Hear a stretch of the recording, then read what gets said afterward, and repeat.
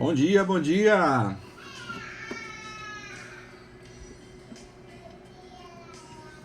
E aí, minha gente, bom dia, vamos chegando. Alexandre, Valmar, Ivaneide, Andra, sejam bem-vindos, bom dia.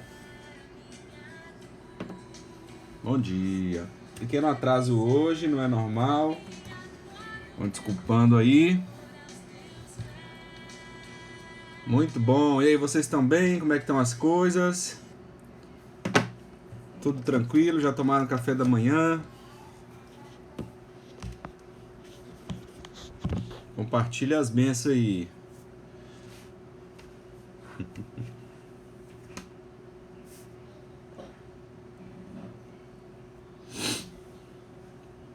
Antônia, bom dia. Tô sentindo falta de uma caneta aqui. Deixa eu acho. Aqui. Alguns. Bom dia. Link aí, Adolescentes e Barbie também entrou. Galera, hoje para quem tá... Não sei se vocês estão nos grupos onde nós divulgamos aí, mas hoje o nosso estudo ele continua na revista, ainda falando sobre sabedoria, e aí nós temos a lição 9 hoje, tá bom? Lição 9, no último domingo nós falamos um pouquinho sobre os conceitos de sabedoria e como ela se apresenta de forma relevante para a gente, né? E hoje a gente vai falar um pouquinho sobre conselhos. Olha que legal. Conselhos, um excelente tema. Bom dia, Carlos. Entrou aí o perfil de Orlando, não sei se é Orlando ou Vanessa, ou os dois. Edja, bom dia, Eliana. Muito bom. Acorda o povo aí, manda mensagem para esse povo que ainda tá dormindo. Que esse negócio de isolamento pode deixar a pessoa um pouquinho de boa demais, né? Domingo, não precisa sair. A cama já é um desafio grande. Imagina no dia que você não precisa sair de casa, né? Ainda mais agora que tá esse tempo assim favorável, chovendo, nublado. Bom dia, Ana. Helena. Bom dia para vocês, galera. Pois vamos lá, vamos dar início aí ao nosso bate-papo. Bate-papo porque é uma aula, embora a gente não tenha todos os recursos necessários disponíveis para uma aula como nós temos na sala de aula. Nós estamos aqui com excelente boa vontade para poder aprendermos mais de Deus e aprendermos mais especificamente sobre a sabedoria. Eu tenho certeza que Deus vai nos ajudar muito, mesmo a gente aqui, eu daqui, vocês daí, tá bom? Me diga uma coisa, o áudio tá legal? Tô tentando falar um pouco alto, até se estiver incomodando também, se for necessário baixar, pode dar dica aí pra mim, tá bom? Para mim é bem importante saber como é que tá chegando pra vocês. Joia? Aí vocês vão me dizendo aí se estão ouvindo muito bem. Até para eu saber se a conexão tá boa. Tô vendo alguns joinhas, né? Então significa que tá tudo indo bem, tá legal. Ótimo. Valeu. Muito bem, gente. Obrigado. Olha só o tema, né, de hoje. Conselhos sobre o procedimento do viver. Ele começa falando sobre conselhos, né? E aí a própria revista traz um ditado popular, um adágio popular que todo mundo conhece, que diz o seguinte: se conselho fosse bom, né, não se dava, se vendia. Olha só, se conselho fosse bom, ninguém dava, né? Vendia, não era dado. Mas isso é um ditado popular que vai contra o conselho, né? Vai contra a ideia do aconselhamento. Então, por que dizem isso, né? Porque, será? Porque tem gente que já se decepcionou com conselhos, né? Conselhos de amigos, sei lá. Conselho de alguém que não manjava muito, né? Não foi muito bom. A gente sabe que estar na posição de conselheiro é muito difícil, realmente, porque você ajudar alguém, geralmente um conselho está relacionado à necessidade de uma tomada de decisão, não é? E você ajudar alguém a tomar uma decisão em relação à vida dela é uma responsabilidade muito grande, muito grande. Mas o conselho é muito útil para ajudar as pessoas a pensarem, concorda? Porque às vezes você está numa situação e aquela situação te envolve tanto que você não consegue pensar bem. Você não consegue pensar de forma organizada, você não consegue pensar de forma racional até. Às vezes você está muito envolvido emocionalmente com a questão e você não consegue pensar. E também existe aquelas pessoas que são tão experientes, né? Ou pessoas que têm um bom senso muito elevado, um bom senso muito nítido, e essa pessoa talvez seja uma boa pessoa para aconselhar quando a gente precisa. Então a gente tem os mais velhos, temos os nossos pais, temos os nossos avós, aquele amigo, né, que você considera bastante sensato, que você considera que realmente é seu amigo, não é? Porque uma amizade sincera, ela contribui para que você possa confiar e buscar um conselho, que você possa ter alguém que te ajude a pensar. Então, esse ditado ele não é tão verdadeiro, né? Em dizer que conselho fosse bom não se dava, se vendia. E eu digo para você que o conselho é tão bom, né, que muita gente generosa dá e também muita gente vende, tá? Então o conselho se vende também. Então grandes corporações, instituições profissionais, né, de trabalho, elas têm conselhos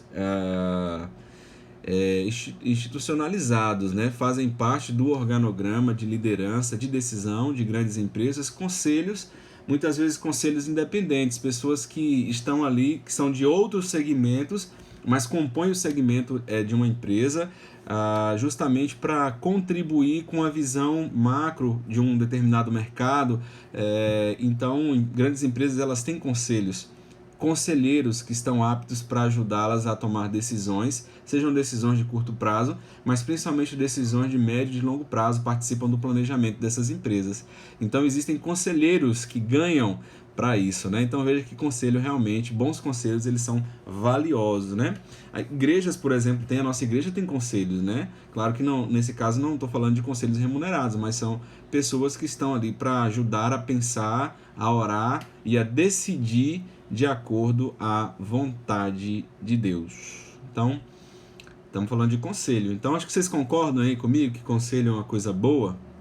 Acho que todos vocês já devem ser beneficiados com isso, né? E aí, galera, conselhos são presentes. Veja como é que eu estou hoje aqui, né? Como a gente está falando de conselho, de presente, eu fiz aqui, coloquei umas bolinhas, tá vendo? Ó, coloquei meu ambiente, minha mesinha aqui de forma temática. E não é só bolinhas de encher, mas eu também tenho uma caixinha de presentes, tá vendo? E essa caixinha de presente aqui são conselhos aqui dentro, que eu encontrei dentro do nosso texto.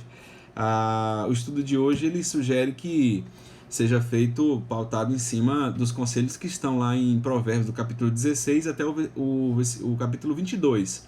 Então eu procurei conselhos, né, para a gente poder dar uma olhada aí nesses conselhos. E como eles são presentes, eu, claro, né, fiz uma adaptação muito boa, por sinal. Acho que vocês vão concordar comigo, né, que nas lojas aí não deve vender uma caixinha de presente tão bacana, tão bonita quanto essa. Concordam? Por favor, comecem a dar nota aí na minha caixinha de presente para eu ver se eu estou no caminho certo, tá bom? Mas o que vale é o conteúdo, e aqui tem conselhos muito massa, tá? Conselhos de nas diversas áreas. Então eu tenho aqui, nós temos lá conselhos sobre família. Olha que legal, todo mundo tem família. Conselhos sobre trabalho, conselhos sobre amizade. Conselhos sobre o que mais, Roger, que tem ali? Diversos conselhos. Vocês gostariam de receber algum conselho? Diz aí pra mim, se você quer um conselho, eu pego aqui agora. Você quer um conselho de família, sobre a segurança de estar na presença de Deus? Conselho sobre relacionamento, alguém quer, por favor? Não significa que você está precisando, estou falando assim, que você está curioso para saber quais são os conselhos que tem na Bíblia. Conselho sobre alegria, por favor, alguém sugira aí algum conselho. Conselho sobre o trabalho. Vamos lá. Gente, não é caixinha da sorte não, é nada disso, tá? É só para ilustrar que nós temos grandes presentes aqui no livro de Provérbios, que são conselhos. Você quer, Eliana? O que você quer aqui? Família, amizade, trabalho, relacionamento. Relacionamento é tudo, tá? Não é só amoroso, não. Relacionamento com amigos, com tudo. Sobre a justiça de Deus. Alguém aí falou família. Vamos lá. Vamos pegar na caixinha dos presentes aqui, ó. Conselhos da família. Logo aqui em cima tem um bem conhecido. Está lá em Provérbios 22:6. Instrua a criança segundo os objetivos que você tem para ela, e mesmo com o passar dos anos não se desviará deles, né? Na versão mais conhecida ensina a criança no caminho, né? Em que deve andar, e mesmo quando crescer ela não vai se esquecer. Vocês aí que querem conselho ainda sobre a família, peraí, Júnior, que eu tenho uma resposta para você, viu? Olha só, sobre a esposa, quem encontra uma esposa encontra algo excelente, recebeu uma bênção do Senhor. Que coisa linda, hein, gente? Quem é solteiro ainda ou quem já é casado, valorize a bênção do Senhor, e quem é solteiro busca essa bênção, né? O contrário também é verdadeiro, né? Quem encontra um esposo, um bom esposo, encontra uma bênção, né? Mas também fala assim sobre a esposa, nenhum preconceito, mas tem um negócio aqui, fala assim: melhor é viver num canto sob o telhado do que repartir a casa com uma mulher briguenta. Eita! Provérbios 21, capítulo 9. Que isso? Nós não temos mulheres briguentas no nosso meio, todas elas são um doce. Mas aqui é uma queixa, né? Não vamos discutir agora se isso é um posicionamento machista, não é o ponto. Mas eu posso usar os dois lados, né? Deve ser difícil conviver também com um homem briguento, né? Então vale para os dois lados. A Bíblia fala inclusive sobre goteira. Goteira não é um negócio chato. A Bíblia faz essa, lá em Provérbios 19:13, fala assim também, que o filho tolo é a ruína de um pai. Olha que só, a responsabilidade que nós temos de sermos bons filhos. E fala que a esposa briguenta é como uma goteira constante. Eita! Os presentes dessa manhã sobre família já estão falando aqui pra gente não brigar, tá bom? Vamos ser da paz. Júnior fez uma brincadeira aí, muito boa. Quero conselho de como ganhar dinheiro dormindo. Júnior, não tem. Na Bíblia não tem desse conselho. Apesar que tem um salmo que diz que Deus, aos seus amados, ele dá enquanto dormem, né? Mas aí acho que está falando da provisão do Senhor, no sentido diverso, né? De coisas que a gente não pode conseguir. Mas aqui, conselhos sobre o trabalho, né? Vamos ver se tem alguma coisa. Sobre dormindo não tem, só tem esse que eu falei. Mas fala que a preguiça, leva ao sono profundo, e o preguiçoso passa fome. Provérbios 19:15, meu Deus! Tem outro aqui também, fala que não é pra gente amar o sono não. Provérbios 20:13, não ame o sono, você acabará ficando pobre.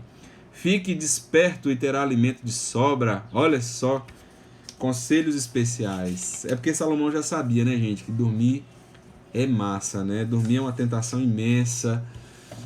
E ele está ilustrando, né, que tudo tem esforço. As conquistas da vida têm esforço. Lembra daquela mensagem que eu coloquei lá, de alguns sonhos que eu tinha, e eu pensava em participar dos sorteios? Tem gente que brinca comigo até hoje lá na igreja, né? Falando do sorteio do Café Melita. Fiquei famoso com aquela ilustração. Não era que era preguiça, né? Mas era querer alcançar o objetivo de forma muito rápida. Não tem segredo, né? Deus ensina que a gente deve trabalhar, deve ralar, deve ficar atento. Não devemos dormir no ponto. São conselhos para a vida, né? Juninho, eu te conheço, sei que você tá zoando. E então, meus amigos, são conselhos para a vida, são conselhos práticos. Tá vendo? Minha caixinha tá cheia, sei que tirei nota 10 aqui. E vocês também podem encher a caixinha de vocês com ótimos conselhos. A Bíblia, então, especificamente o nosso livro de Provérbios, é um grande celeiro de bons conselhos. Tá aí à disposição de todo mundo. Gente, vocês conhecem alguém que também você se sente bem em buscar conselhos? Conhece alguém poxa, essa pessoa tem uma dádiva, né, de sabedoria. Sempre que eu a procuro, eu primeiro tenho confiança, e também meu coração se acalma, eu consigo, né, pensar melhor, consigo decidir melhor. Tem alguém?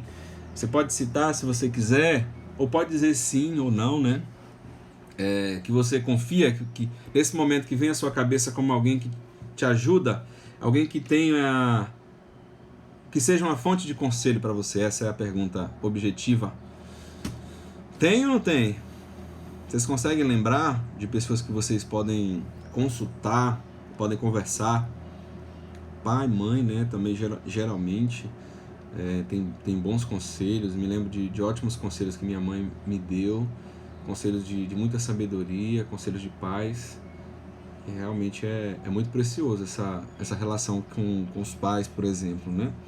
mas todo mundo deve ter alguém em quem você pode pensar que você pode buscar conselhos, né?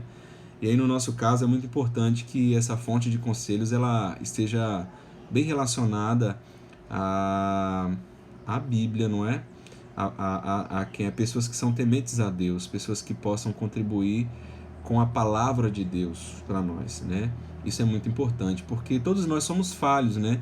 Não existe ninguém que tomou decisões 100% certas na vida. Tem gente que acerta mais, tem gente que erra mais, mas ninguém nunca acertou 100% na vida. Mas se a gente procura agir de acordo com o que a Bíblia diz, a nossa chance de acerto ela se eleva significativamente, tá bom? Então tudo isso até aqui é para a gente valorizar os conselhos como uma dádiva do Senhor, amém?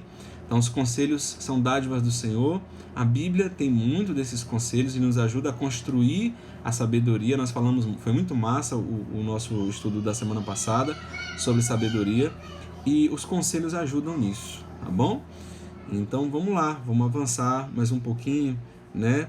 E aí Salomão, ele coloca alguns conselhos pra gente que tá até no estudo de vocês. E aí, pra gente valorizar ainda essa questão dos conselhos, eu queria dar uma passeada sobre esses conselhos. E nesse estudo aqui, o autor resolveu pegar 3 pontos, na verdade 4, né? 4 pontos sobre conselhos. Ele vai falar um pouquinho sobre os planos do homem. Ele resolveu verificar o que Salomão fala pra gente dentro desses capítulos, né? Ele quis também evidenciar um pouco sobre a amizade, sobre o amigo, que é um tema bem relevante que aparece nesses textos de Provérbios. Também sobre a língua, atenção àqueles que estão estudando Tiago junto comigo, aqui também fala muito, eles conversam muito, né? Provérbios e Tiago, eles conversam muito e a língua é um dos assuntos em comum. E também fala um pouquinho sobre o caminho da criança. E aí, galera, eu tentei destacar alguns pontos para a gente falar aqui, nosso tempo é limitado, né? E os recursos também, mas sobre os planos do homem. Olha só que interessante. Vocês já sabem muito bem, e isso é uma coisa que também está em Tiago, no Tiago 4 nós estudamos um pouquinho sobre os planos, né? Foi no 3, né? No capítulo 3. Olha só, a impressão sobre sonhos, sobre planos. Você tem planos? Eu pergunto para você. Quais são os seus planos para 5 anos? O que você imagina para a sua vida? Quais são os seus planos para daqui a 10 anos? Como é que você enxerga a sua vida? Você planeja objetivos? Ou você vai vivendo todos os dias, na sua cabeça você já tem estruturado mais ou menos o que você quer? Ou você já está num trabalho que lhe é satisfatório? Você já está estudando um curso que lhe é satisfatório? Você não pensa muito no porvir, né? Você não faz plano, será? Como é que são os seus sonhos, né? Você sonha, você tem sonhado? Porque a gente pode perceber que o dia a dia tem tirado, a rotina tem sido tão intensa para todo mundo que às vezes a gente não tem tido tempo nem de planejar e nem de sonhar, ou nem de sonhar nem de planejar. A ordem fica a critério de cada um. Mas isso é muito importante, né?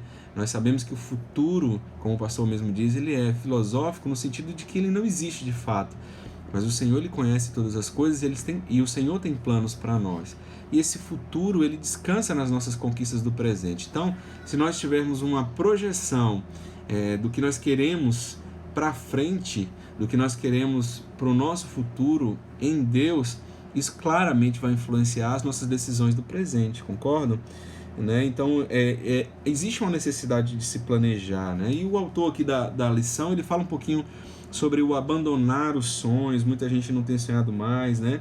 Adolescentes já não tem mais aqueles anseios de dias melhores, os jovens, né?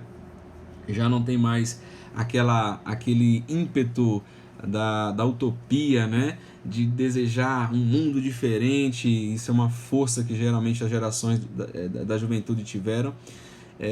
Mas isso é muito importante. Nessa questão aqui dos planos do homem, eu quero deixar esse pensamento, né, pra gente. Nós devemos pensar mais sobre o que Deus tem para nós, nós devemos planejar mais, nós devemos sonhar mais. É importante sonhar na presença de Deus, tá bom? E é claro, o que a Bíblia ensina para a gente, a Bíblia não diz que nós não devemos planejar. Pelo contrário, ela prevê que nós devemos planejar. O que ela diz para a gente é que nós devemos planejar e incluir Deus nesse planejamento. E aí vem o conselho que está lá em Provérbios 16, capítulo 9, em outros versículos inclusive, e diz assim: o coração do homem planeja o seu caminho, mas o Senhor lhe dirige os passos. Tá? Então é Deus quem direciona os seus passos, ou a resposta certa vem de Deus. Então lembrar que tudo que seu coração deseja precisa ser levado à alçada de Deus para que ele aprove ou não, né? A gente aprendeu também com o Tiago que é tolice nós planejarmos coisas simples, como vou viajar amanhã, eu vou para tal lugar amanhã, vou fazer isso, vou fazer aquilo, sem que a gente coloque tudo isso nas mãos do Senhor. Ele diz que é tolice. Na verdade, nós devemos dizer, se Deus quiser e Ele permitir, nós viveremos. Primeiro nós viveremos, né? Teremos vida, depois nós faremos isso ou aquilo. Então a dependência de Deus ela é muito importante, e vai aqui um dos conselhos primordiais para a nossa vida e para as nossas decisões. Viver na dependência de Deus. Roger, como que faz isso? Cara, perguntar mesmo. Para isso serve a oração. Você pode perguntar a Deus. Oi, Aninha. Você pode perguntar a Deus sobre seus planos, sobre o que o seu coração está sentindo, sobre uma decisão que você gostaria de tomar, já está passando pela sua cabeça. Deus conhece meu coração. Claro que Ele conhece, mas existe uma instrução para que nós devêssemos falar com Deus sobre os nossos interesses, sobre o nosso coração, tá bom?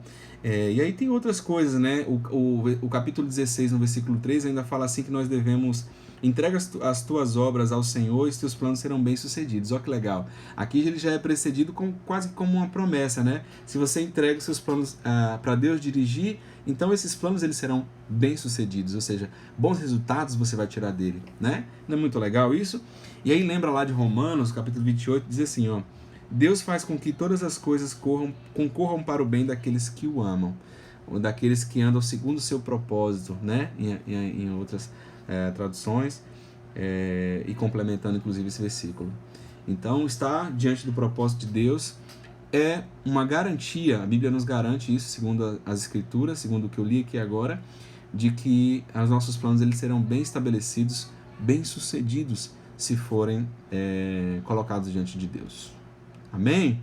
Alguma questão aqui a colocar? Se alguém quiser fazer algum comentário, fica à vontade enquanto eu tomo água. Ó, minha canequinha tá parecendo ao contrário, né? Eu ganhei na EBD. Tem meu nome. Muito bem, vamos lá. E aí, galera, falando agora um outro conselho que Salomão traz pra gente, que foi evidenciado aqui pelo autor da lição, tá falando sobre o amigo. É massa ter amizade, né? É bom a gente ter amigos e ter bons amigos, né? Então, a amizade é uma coisa muito preciosa. Eu considero a amizade como um presente de Deus. Embora eu tenha poucos amigos, eu acho que isso aquele amigo, né? Como o Provérbios vai destacar aqui, amigos mais chegados que um irmão, amigos que fizeram parte de situações difíceis, né? Que na angústia se tornaram irmão. Acho que você já leu esses versículos e você já deve saber do que eu estou falando. Mas é muito precioso, né? O autor fala aqui que dizem que ter 5, né? Ter um homem feliz é aquele homem que tem 5 amigos verdadeiros. Poxa, ter 5 amigos verdadeiros é muito bom. E eu estou falando disso, eu não quero desqualificar pessoas que estão ao nosso redor, que nós temos uma amizade, né? Quando você fala assim, eu tenho um amigo, né? Aquele amigo, e às vezes outra pessoa fica com ciúme.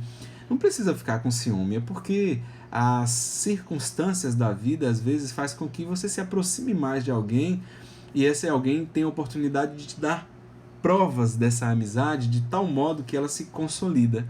Então eu tenho algumas amizades também, não é? Muito preciosas assim, e vocês sabem que amigos não precisam estar o tempo todo juntos, né?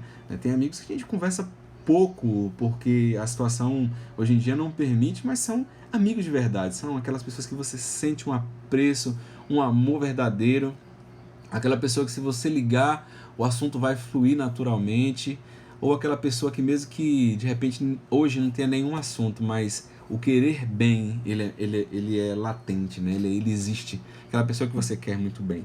Então uma boa amizade, ela faz muito bem para o nosso coração, né? E se for uma amizade cristã, muito melhor, pessoas que você pode contar com ela para orar, pra ela orar por você, ela torcer por você, para te dar bons conselhos, como nós começamos falando aqui.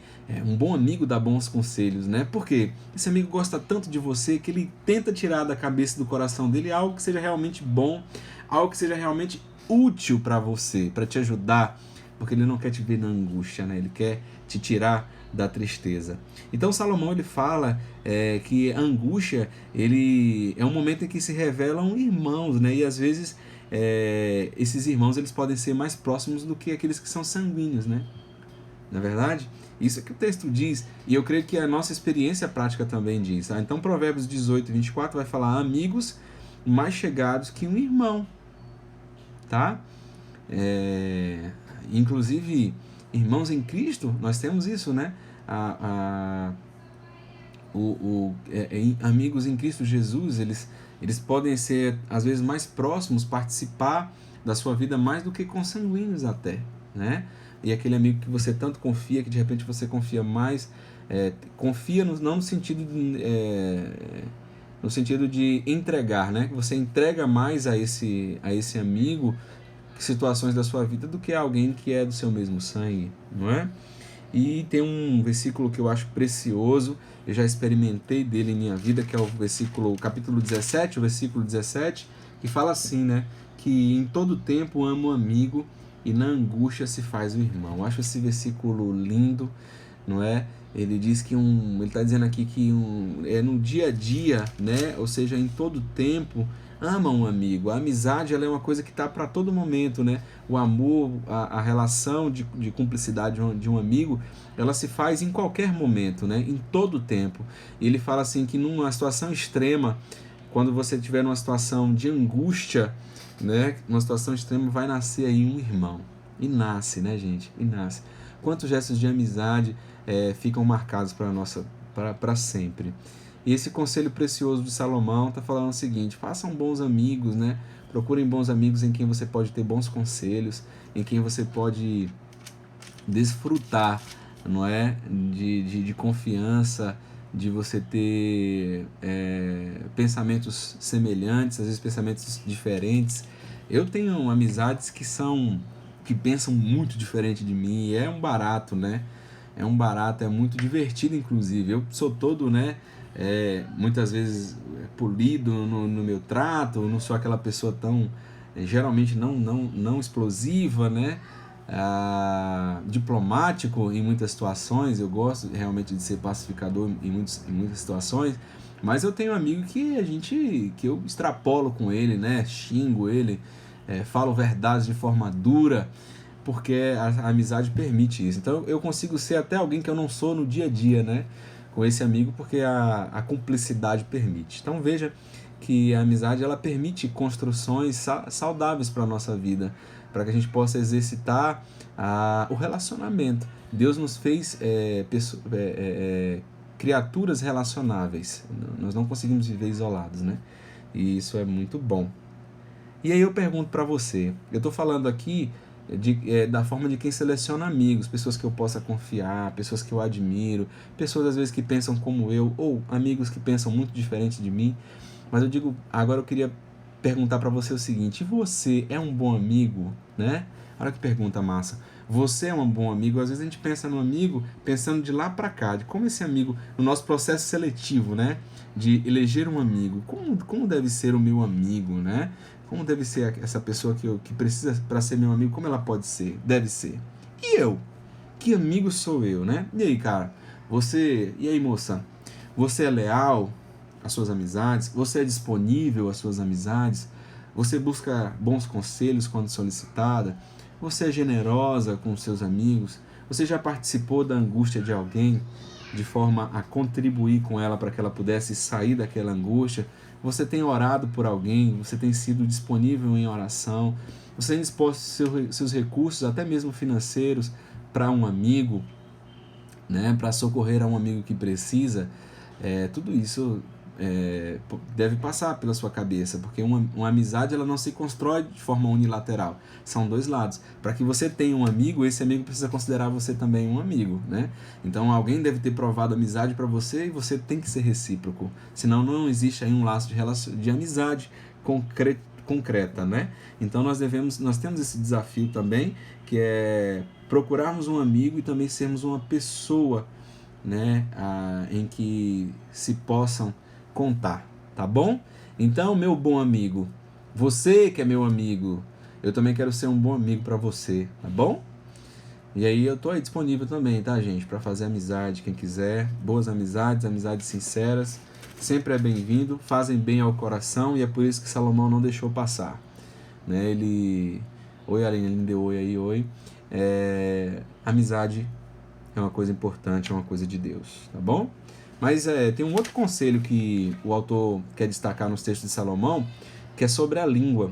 E a língua às vezes destrói amizades também, não é? Olha só que interessante, o poder da língua, não é? Ela pode destruir planos, nós falamos dos planos de Deus como um conselho importante, e ela pode destruir também amizades, ela pode destruir relacionamentos, ela pode destruir várias coisas. Lá no estudo de Tiago também fala sobre a língua, que é um órgão pequeno, porém muito poderoso e difícil de se controlar. E aqui, galera, vai o nosso cuidado, né? Tem um ditado que diz que nós temos 2 ouvidos, né, e apenas uma boca, sinalizando que nós devemos ouvir mais e falar menos. Isso aqui é um ditado, tá? Não estou citando a Bíblia, não. Mas a Bíblia fala que nós também devemos ser tardios no falar, não é? O que ele quer dizer? Pense, processe muito bem todas as informações que você tem. Se você for falar, que seja uma palavra de sabedoria, muito bem pensada, muito bem construída, porque tem um princípio relacionado à palavra, tá, gente? Que é uma palavra dada, ela não volta atrás, tá bom? Você sabe muito bem disso. Falou, não volta atrás. Roger, tem como remediar uma palavra? Tem como remediar, mas não tem como revogar, tá bom? O pedido de perdão está aí disponível para nós. Atitudes sinceras de arrependimento estão aí. Retratações você pode fazer, explicações para dizer que não foi isso que eu quis dizer. E às vezes realmente nós podemos ser mal interpretados e não querer dizer isso. Eu, por exemplo, aqui eu já deve ter acontecido e deve continuar acontecendo de ser mal interpretado, que é você iniciar um raciocínio, às vezes não concluir, ou não concluir de forma clara para alguém, de repente um contexto cultural que eu use, uma linguagem que eu use, que para mim eu posso considerar ser satisfatório para a compreensão, o meu interlocutor, a pessoa que me ouve, não tem ele não está no mesmo contexto que eu, portanto a minha mensagem ela pode não chegar da forma correta para ele. Então nós estamos expostos a isso. É claro que a retratação, a explicação, ela é válida para a gente poder consertar um mal entendido, mas também existem palavras que foram dadas de forma objetiva, querendo mesmo que fosse daquela forma, e aí essa palavra ela não volta, não tem como revogá-la, e nós estamos aí diante de um problema relacional, inclusive, e é um perigo. Então a Bíblia diz para a gente ter cuidado com a língua, cuidado com o que você vai falar. Dentro de casa isso é importante, né? Você não ferir as pessoas que você ama, você não ferir os seus amigos, é importante, tá bom? E aí nós só temos controle sobre as palavras que ainda não foram ditas, então por isso que a gente deve ser tardio no falar, tá? Temos que ser sábios, né? Tiago fala sobre isso, que a língua é quase indomável, no capítulo 3 ele fala sobre isso. Ele vai falar que também isso não deve ser assim. Embora Tiago, ele lá no capítulo 3, ele vai afirmar que a língua é difícil de controlar, ele ao mesmo tempo ele diz pra gente que nós não devemos nos conformar com isso, que não deve ser assim. Se você é alguém explosivo, eu falo mesmo, eu falo o que vem na minha cabeça, eu falo o que penso, cara, repense. Não é que você não deve falar, mas você deve falar com sabedoria, depois de você ter avaliado bem. Você deve pensar se a sua palavra ela vai levar à edificação de fato. Aquele velho dilema da crítica, né? Uma crítica construtiva. Será que realmente a minha crítica ela constrói alguma coisa em alguém? Ou será que ela está tendo risco de destruir? E aí entra um outro conceito com relação à língua. Não é sempre você não falar, mas também a forma de falar, não é? O jeito com que você vai falar, isso influencia muito. A irmã Luciene, tá? Eu lembrei dela, tô vendo o nome dela aqui também. A Luciene é muito sábia nas palavras, né? E tô citando isso porque é sempre perceptível o cuidado que tem na hora de abordar alguém, seja qual for o assunto, para deixar claro que ela está abordando em amor, né? E a Bíblia fala que nós devemos até mesmo na hora de exortar, devemos demonstrar amor nesse momento, né?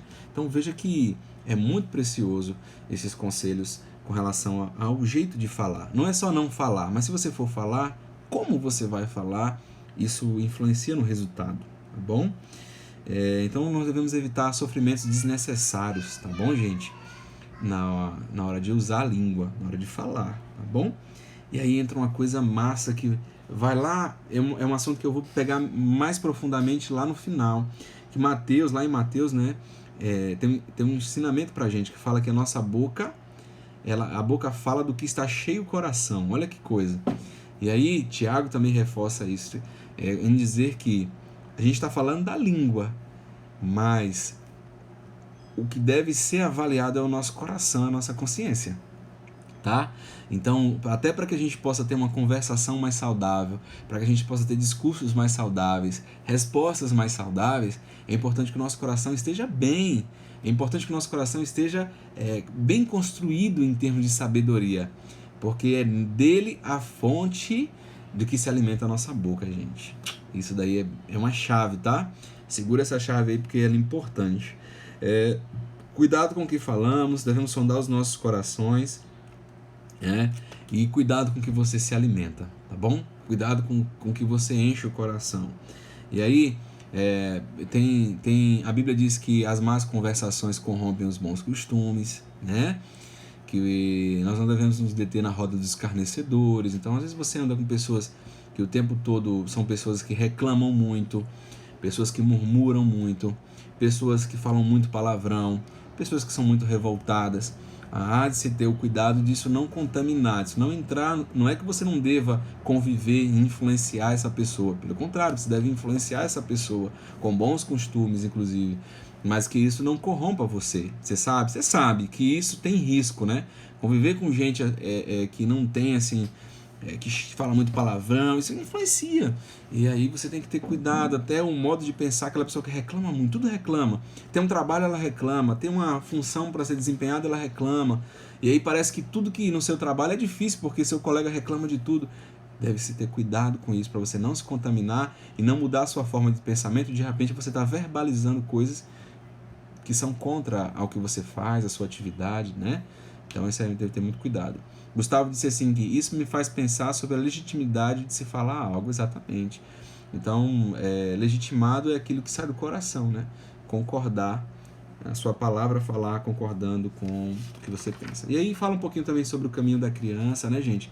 Nós lemos aqui nos versículos, na caixinha de presentes, para quem chegou depois, temos uma caixinha de presentes que são conselhos bíblicos em Provérbios. Fala que nós devemos ensinar a criança, fala que nós devemos corrigir a criança, instruí-la enquanto ela é criança, que seria a fase mais favorável para isso. E todos sabem disso, não é necessário também a gente, por causa do tempo, se ater muito a esse detalhe, mas é muito importante. Uma criança ela não deve ser negligenciada, uma criança ela deve ser ensinada, ela deve ser instruída, direcionada para os caminhos corretos. Nesse caso eu digo, a gente deve ensinar os preceitos bíblicos, os conceitos que a Bíblia ensina, para que desde pequena ela possa se familiarizar com isso e esses conceitos possam entrar no coração dela, tá? Isso aqui não é necessariamente uma promessa, né? Infelizmente, né? Eu até gostaria que fosse, que se eu ensino automaticamente, a criança nunca mais vai se apartar desse ensinamento. Mas é uma probabilidade, o que está dizendo é o seguinte, a sua chance é quando a criança ainda é pequena, quando ela ainda é uma criança, é a sua melhor chance, é onde você deve influenciar ela, onde você deve ensinar ela. Não deixa para fazer isso depois, porque a sua chance ela diminui muito, tá bom? Então até uma questão teológica não é exatamente uma promessa, tá, gente? Mas é uma probabilidade. Ensina a criança no caminho que ela deve seguir desde criança, e quando ela crescer, dificilmente ela vai se desviar. Tá bom? O momento de se ensinar é esse. E tem outros versículos que vão concordar com esse ensinamento.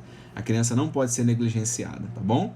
Criança não é saco de batata que a gente deixa de qualquer jeito. Criança a gente instrui, ensina o tempo todo, com palavras e com exemplos. Massa?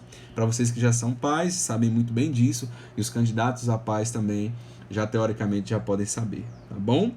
E aí vamos para o segundo bloco rapidinho, para a gente já caminhar para o final, e que nós devemos também reconhecer a necessidade de refletir antes de decidir. Falei já um pouquinho sobre isso, A lição em foco ajuda um pouquinho. Não é bom agir sem pensar, tá, gente? Hoje a gente vive uma pequena reflexão sobre isso, uma sociedade muito imediatista. O estudo fala sobre isso. Nós somos imediatistas. Ele cita alguns exemplos que eu me vejo neles. Eu acho que deve servir para todo mundo também. Coisas simples, gente, né? Tipo assim, fast food, a gente quer a comida rápida, a gente vai fazendo outras coisas, não é?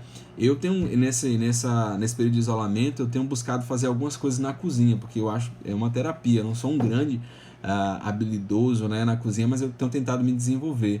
E todo o processo, desde o início, né, de começar a pegar os ingredientes até fazer com que aquele alimento fique pronto, é um processo muito bacana, uma construção, mas precisa ter paciência, né? Eu fiz um pão outro dia, e aí é um processo, porque você faz a massa, você deixa o fermento agir, depois você faz o formato, depois deixa o fermento agir de novo, depois você tem que assar, depois você tem que esperar esfriar para comer, é um processo. Longe de fast food. Então a gente não quer mais isso, a gente não tem mais tempo, a gente quer agora a comida rápida, que nem sempre é boa, né? E aí você tem aqueles... A gente vai assistir vídeos no YouTube e aí vem um anúncio de 20 segundos, ninguém quer ver aqueles 5 segundos que é o tempo necessário para você clicar em pular o anúncio, é uma tortura, né? Parece que nunca chega 5 segundos, seu dedo já está lá pronto para apertar. Sim ou não? Eu não devo estar mentindo, deve ser verdade isso daí na vida de vocês também. Cara, quem é da minha época e assistia a TV, era obrigatório ver a propaganda, né? Não era on demand, não tinha esse negócio de você pular um anúncio. Você vai assistir a série na Netflix, você pode pular a introdução, você pode pular o resumo, ou você pode pausar, você pode assistir quantos você quiser. Na minha época não tinha esse negócio de on demand, né? Era o que passasse na televisão, era o que a gente ia ver. Isso era até saudável, porque a gente não se intoxicava, não havia um consumo excessivo, né, como existe hoje em dia. Então são detalhes, né, de ansiedade, de ser imediatista. E a Bíblia diz pra gente que nós não devemos ser imediatistas, especialmente quando se trata de decisões. Nós devemos ter decisões com calma, nós devemos sondar o nosso próprio coração, as nossas verdadeiras intenções, nós devemos consultar a Deus sobre isso, nós devemos buscar conselhos na Bíblia, devemos buscar conselhos com quem confiamos, que podem ser boas fontes de conselho. Lembra das caixinhas que conselhos são presentes? Então, galera, é muito importante isso, tá bom? Não vamos agir por impulso. Às vezes eu compro coisas por impulso, você compra coisas por impulso, gasta de forma desnecessária, fica apertado financeiramente porque foi induzido por alguém, por algum comercial, por uma situação. Então deve-se ter muito cuidado, tá bom? Interações por impulso. E a Bíblia diz que quem age assim tem um grande risco de errar. E o texto áureo, ele é o capítulo 19, versículo 2, que fala assim, de Provérbios: não é bom proceder sem refletir, e peca quem é precipitado, tá bom? Então, a Bíblia está dizendo até que é um pecado você ser precipitado. E ele diz que não é bom proceder sem refletir. Deve haver uma reflexão sábia antes de tomar decisões, ainda mais decisões importantes. E eu estou falando aqui com um grande público de jovens. Jovens, a vida de decisão de vocês, ela está cada vez mais acentuada, não é verdade?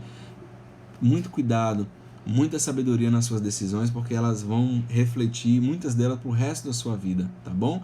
Seja ela com quem você vai se casar, com quem você faz amizade, qual o curso que você escolhe para estudar, trabalho, enfim, decisões importantes devem ser consultadas a Deus, tá bom? E aí você pode pensar, de repente, fica aí um exercício para você, qual foi a decisão que você tomou de forma precipitada e que te levou para um caminho que você não queria, tá bom? Talvez você encontre respostas nesse sentido. E nós temos o último bloco, onde nós devemos entender que o resultado das nossas decisões está intimamente ligado aos pressupostos do nosso coração, tá bom? E isso aqui é muito importante. Quando a gente estava falando sobre a língua, lembra que eu disse que a boca fala do que está cheio o coração? Gente, esses conselhos, eles falam de atitudes. Assim como lá em Tiago, quem tiver a oportunidade de estudar o livro de Tiago, é muito bom. Tiago, ele fala muito de situações práticas para viver a vida de forma correta. Situações práticas, elas são importantes, mas olha, tudo que você faz, ela deve concordar com o seu coração. Nós sabemos que nós podemos ter atitudes que às vezes não é o que o nosso coração exatamente pensa, não é verdade? E então essas atitudes, elas não são consolidadas, né? Em algum momento você vai vacilar, porque não é algo que está no seu coração. Então, o que nós devemos entender aqui é que todos esses conselhos, seja o de refletir, o de amizade, o de refrear a nossa língua, o conselho de como instruir os nossos filhos, né? Conselhos de ser uma boa esposa, um bom marido, tudo isso, gente, essa prática, ela depende de uma coisa, ela depende do que está no seu coração, tá? Então, todas as nossas decisões, elas devem ser um pressuposto do que está no nosso coração. Antes da minha língua, antes dos meus pés direcionando para onde eu vou, antes das minhas mãos direcionando em que eu vou pegar, tudo isso passa antes pelas resoluções, pelos pressupostos do meu coração, tá bom? Então, o que indica para a gente que nós devemos exercitar antes de aprender. Eu vou ler aqui Provérbios, olha, quem age assim está fazendo bem, é um sábio. Lembra que nós falamos do conselho de sábio e de tolo no último estudo? Cara, antes disso, tenta internalizar o que é preciso mudar no seu coração para que você possa ter atitudes sábias. Então, começa no coração, tá bom? Porque se você começa na prática, você não vai conseguir, de repente, ter uma consolidação dessa nova prática, porque no seu coração ainda não aconteceu a transformação, a mudança de mente, lembra? A metanoia. É preciso você ficar inconformado com seu status quo, com sua situação atual, para que você possa então evoluir. E quando a gente fala de cristianismo, também é necessário isso. O cristianismo é uma construção nas nossas vidas. Nós estamos em obras, eu e você, tá bom? E aí fica uma pergunta para você: como é que você tem alimentado o seu coração, tá bom? Provérbios 22, capítulo 17 e 18 fala assim pra gente, ó, já finalizando, tá, gente? Inclina o ouvido e ouve as palavras dos sábios e aplica o coração ao meu conhecimento, porque é coisa agradável o guardares no teu coração e o aplicares todos os teus lábios, tá vendo? Então ele está falando aqui bem claro, nós devemos buscar as palavras de sabedoria, nós devemos levar ela ao nosso coração, guardar no nosso coração, e nós devemos aplicar ela nos nossos lábios, tá vendo, gente? Então tem o passo a passo: busque a sabedoria, tá? Internaliza ela no seu coração, e aí só em seguida você pratica, tá bom? Você tem buscado sabedoria? Essa sabedoria que você buscou já entrou no seu coração? E aí ela já está refletindo nas suas atitudes, tá bom? Espero que tenha ficado claro, didático pra gente. E aí então, que também fica para você uma questão: como os presentes de sabedoria, ou seja, esses conselhos, podem transformar a sua realidade, tá bom? Várias áreas da sua vida podem ser grandemente impactadas pelos conselhos, os bons conselhos, os grandes presentes que a Bíblia tem para nós, mas é necessário antes isso, buscar essa fonte, internalizar ela no seu coração, e depois você pode praticar, tá bom? Essas são as atitudes necessárias. Obrigado mais uma vez pela presença de todos vocês. Agora nós estamos caminhando para o culto. A equipe que está trabalhando no culto tem feito um trabalho extraordinário. Eu quero aqui parabenizar, faço questão disso. O trabalho está muito bom, a qualidade das transmissões tem sido cada vez melhor, e assim a gente pode poder aproveitar muito bem, né, o conteúdo especial que o pastor Valdec traz para a gente, junto com o Genival, que tem contribuído muito também. Então, gente, prestigie esse trabalho. O pastor tem sido trazendo palavras relevantes para a gente, de impacto, tá bom? Então vamos entrar lá e participar, isso é muito importante. Vou orar, claro, agradecendo a todos vocês, tá bom? Deus, obrigado por essa manhã de domingo especial, obrigado porque o Senhor tem nos sustentado, obrigado pela toda a provisão, por nós estarmos em casa, tendo a condição de buscar uma proteção. Obrigado pelo convívio com as nossas famílias, obrigado por esse canal aqui na internet que nos conecta com os nossos irmãos em Cristo, nesse momento que nós não podemos estar juntos, congregando ali no nosso templo, mas nós continuamos sendo igreja, e isso é muito bom. Obrigado, meu Deus amado, por cada um dos irmãos, e peço que o Senhor fale aos nossos corações no sentido de que nós possamos praticar a Tua palavra, aprendendo a sabedoria, internalizando essa sabedoria em nosso coração e praticando ela em nossas vidas. Que esse tripé seja algo constante em nossas vidas. Em nome de Jesus, queremos apresentar os nossos sonhos, os nossos projetos, os nossos planos diante do Senhor. Contempla todos eles e nos responde conforme o teu querer e a tua vontade, em nome de Jesus Cristo. Amém. Amém? Abraço, meus irmãos. Fiquem com Deus e vamos lá para o culto. Beleza? Um abraço a todos. Tchau, tchau.